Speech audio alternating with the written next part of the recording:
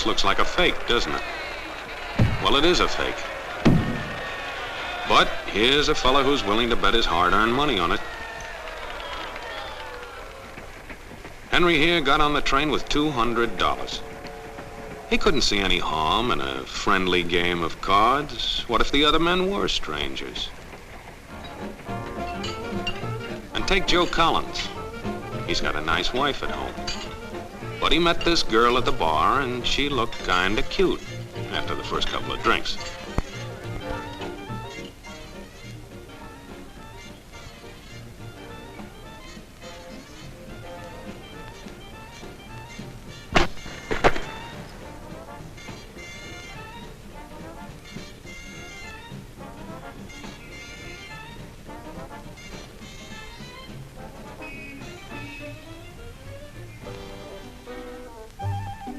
There's a good old-fashioned word for people like this. We call them suckers. And there are other people. People who stay up nights figuring out how to take away what they've got. There are all kinds of games and all kinds of suckers. Take Mike here, for instance. He's got everything, you might say. He's young, he's healthy, he's got a job. And he's got a country called America. It's a wonderful thing to have. America. Lots of room. Room enough to raise plenty of food. Big factories to make things a man can use. Big cities to do the business of a big country. And people. Lots of people. Enough to work the farm and build the factories, dig the mines, run the business. All kinds of people. People from different countries with different religions, different colored skins. Free people. They can live together and work together and build America together because they're free. Free to vote, to say what they pleased, go to their own churches,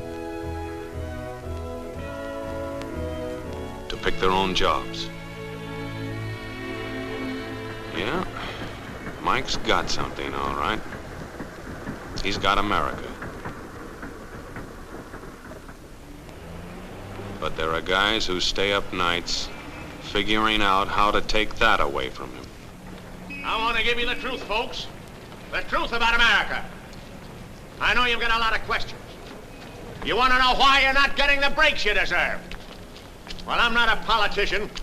But I've made it my business to study these things, and I happen to know the facts. Now, friends, I'm just an average American. But I'm an American, and some of the things I see in this country of ours make my blood boil. I see people with foreign accents making all the money.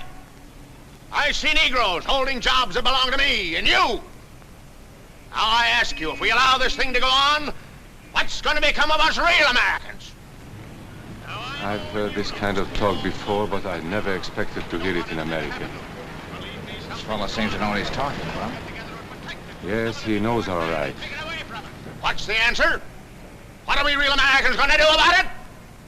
You'll find it right here in this little pamphlet. The truth about Negroes and foreigners. The truth about the Catholic Church. Now, friends, these books are free. Paid for by real Americans who want others to know the truth. Excuse me, young man, but are you actually going to read that stuff? Sure, why not? You heard what he said, didn't you? Yes, I heard. But do you believe in that kind of talk? I don't know, makes pretty good sense to me. I'm speaking to you as an American. And I tell you, friends, we'll never be able to call this country our own until it's a country without. Without what? Yeah, without what? Without Negroes. Without alien foreigners. Without Catholics. Without Freemasons. You know these people. What's wrong with the Masons? I'm a Mason. Hey, that fellow's talking about me. And that makes a difference, doesn't it? These are your enemies. These are the people who are trying to take over our country. Now you know them. You know what they stand for. And it's up to you and me to fight them. Fight them and destroy them before they destroy us. Thank you.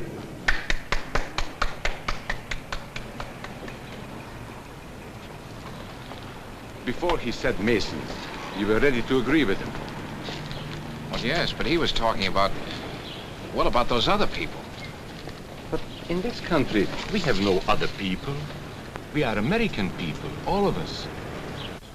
What about you? You aren't American, are you? I was born in Hungary, but now I am an American citizen. And I have seen what this kind of talk can do. I saw it in Berlin. What were you doing there? I was a professor at the university. I heard the same words we have heard today. But I was a fool then. I thought Nazis were crazy people, stupid fanatics. But unfortunately, it was not so. You see, they knew that they were not strong enough to conquer a unified country. So they split Germany into small groups.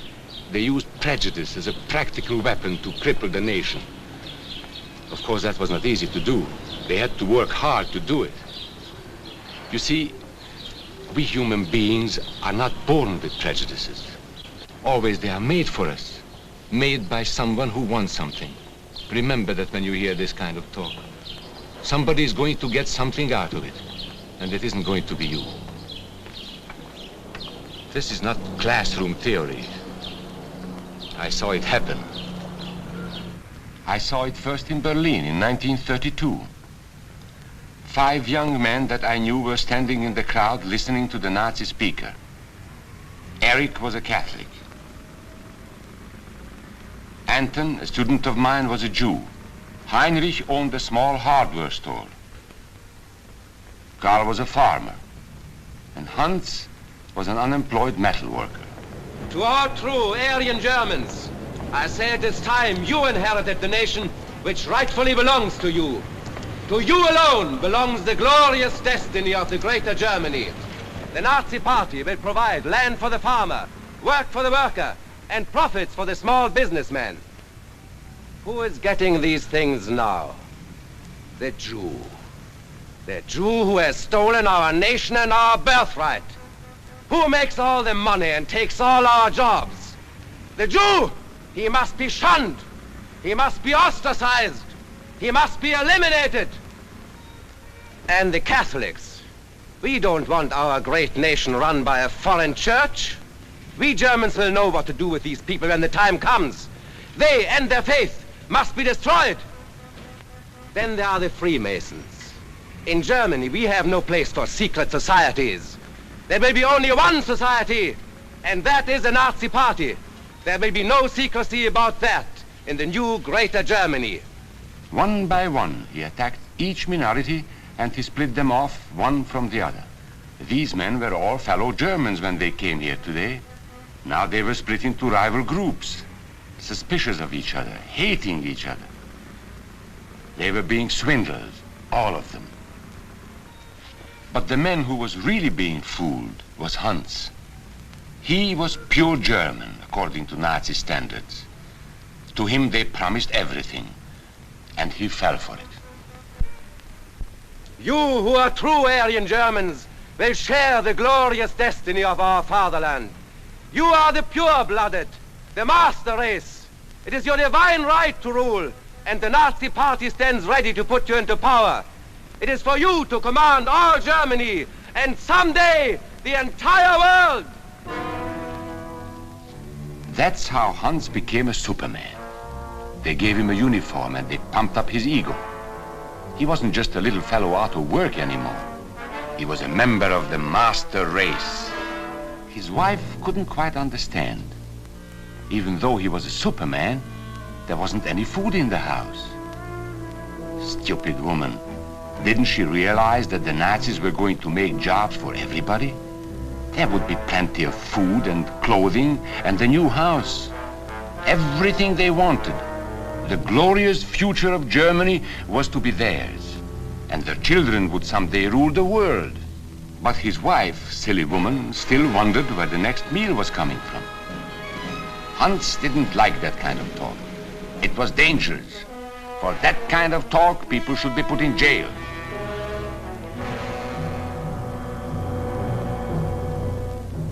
Hans had swallowed the bait all right. And these were the men who baited the hook. Why? So that Hans could come to power? Of course not. so they could come to power.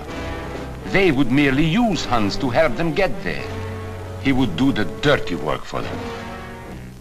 Hans and thousands of others like him, all playing a sucker's game. They gambled with other people's liberty, and of course they lost their own. A nation of suckers. Hitler needed these people. There was lots of work to be done. There were trade unions to be smashed, because unions were organized and might offer resistance. There were many political parties in Germany. These the Nazis destroyed. They were determined to smash every organization where people might band together and resist them. There were Jews to be beaten and killed. The Jews were not powerful, but they were a convenient excuse for all the nation's ills. And besides, a Nazi party member could not take over this man's stall.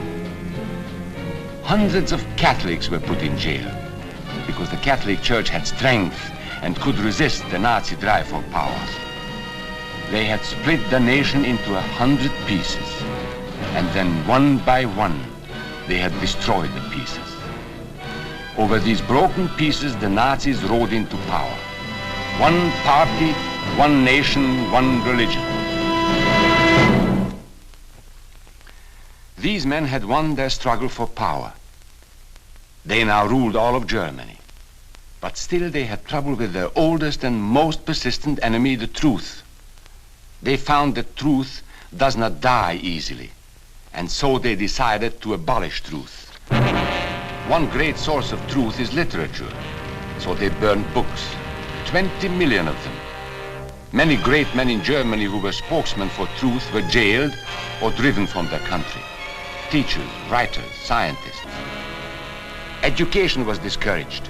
In 5 years, college attendance dropped 53%. It was forbidden to listen to a British radio program or read an American newspaper. In Nazi Germany, you had to get your information from Dr. Goebbels. He knew what was best for you. You couldn't see this movie or listen to this music. And you couldn't watch Joe Louis fight because the champion had black skin. He disproved Hitler's theory of Nordic supremacy. Albert Einstein, one of the world's great scientists, disproved that theory too. He was non-alien, so he had to leave Germany. His mind was dedicated to the search for truth, and the Nazis, having sold a lie, were most afraid of truth. The church was one force in Germany still strong enough to proclaim the truth in public. No doubt is possible that we Christians are in a grave battle. Against us stands a faith out of blood. The battle signals range from cool repudiation to hate-filled causes. Weapons are used that centuries have dulled. The aim of this battle is to dislodge Christianity from our fatherland. This Catholic priest was arrested the following day on charges of immorality. The Protestant church also continued to try and fight for truth. He who desires liberty for himself cannot deny it to others, lest he lose what he has gained. This is the great lesson the world can learn from Germany. The Nazis put this man in a concentration camp. There were others who spoke for truth, and I am proud to say that educators were among them. And what, may I ask, is an Aryan? I don't know myself. But let us see what our present so-called authorities have to say about it. They say he is tall,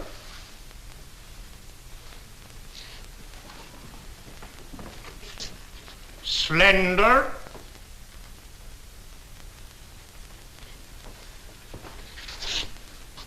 blue-eyed, and blonde. There is no Aryan race. And more important, there is no master race. There are people who may find these ideas convenient, but science cannot support them. There is no scientific proof that there's any correlation between a man's racial characteristics and his native ability or character. In all racial groups, we find the same range of potentialities. We find idiots and geniuses. We find criminals and philanthropists. We must judge each man as an individual and not by the color of his skin or his eyes or by the length of his nose.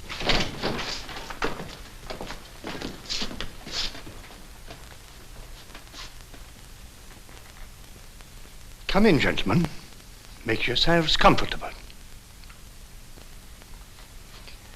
There are many differences between individuals.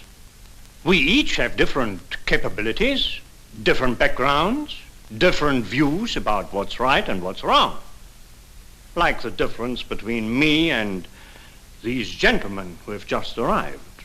But that is not the difference in race. It is a difference in the way we think. Remember that. And remember that there is no master race. That is a scientific truth. Anyone who tells you otherwise is lying.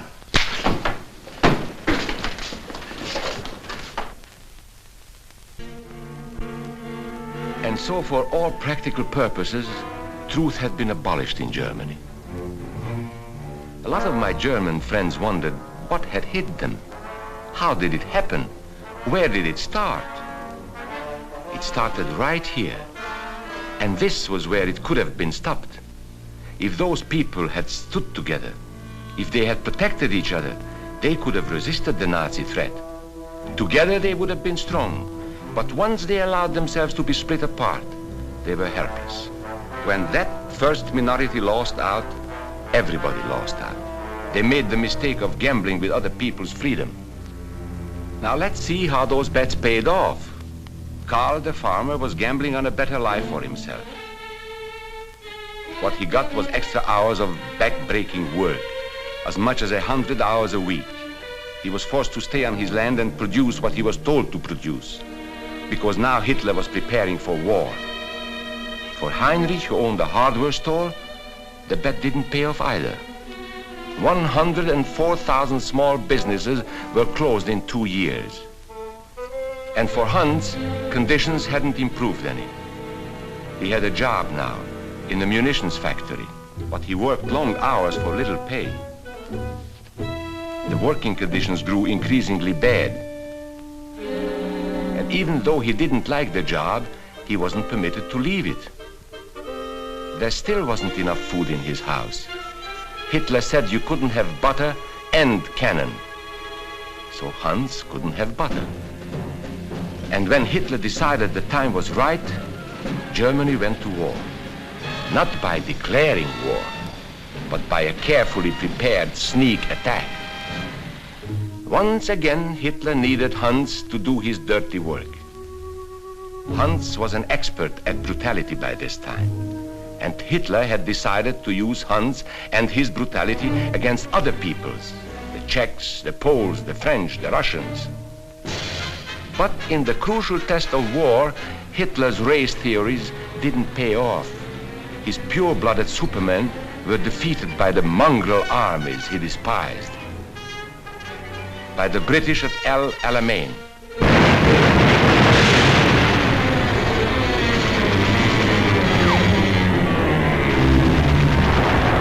By the Russians at Stalingrad.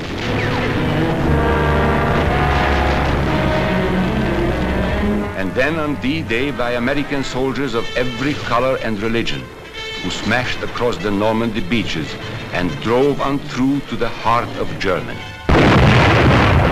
For the misguided Germans who had swallowed the Nazi bait, the Nazi game did not pay off.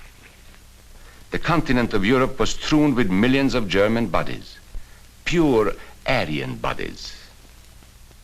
Karl, the farmer, was left in the snow outside of Moscow. Heinrich stayed in Italy at Salerno. And Hans, who was going to rule the world, got only a little patch of Normandy that he could call his own. We must never let that happen to us or to our country. We must never let ourselves be divided by race or color or religion, because in this country we all belong to minority groups. I was born in Hungary. You are a Mason. These are minorities. And then you belong to other minority groups too. You are a farmer. You have blue eyes. You go to the Methodist Church. Your right to belong to these minorities is a precious thing. You have a right to be what you are and say what you think, because here we have personal freedom. We have liberty. And these are not just fancy words. This is a practical and priceless way of living. But we must work at it. We must guard everyone's liberty, or we can lose our own. If we allow any minority to lose its freedom by persecution or by prejudice, we are threatening our own freedom. And this is not simply an ideal. This is good, hard common sense. You see, here in America is not a question whether we tolerate minorities. America is minorities. And that means you and me.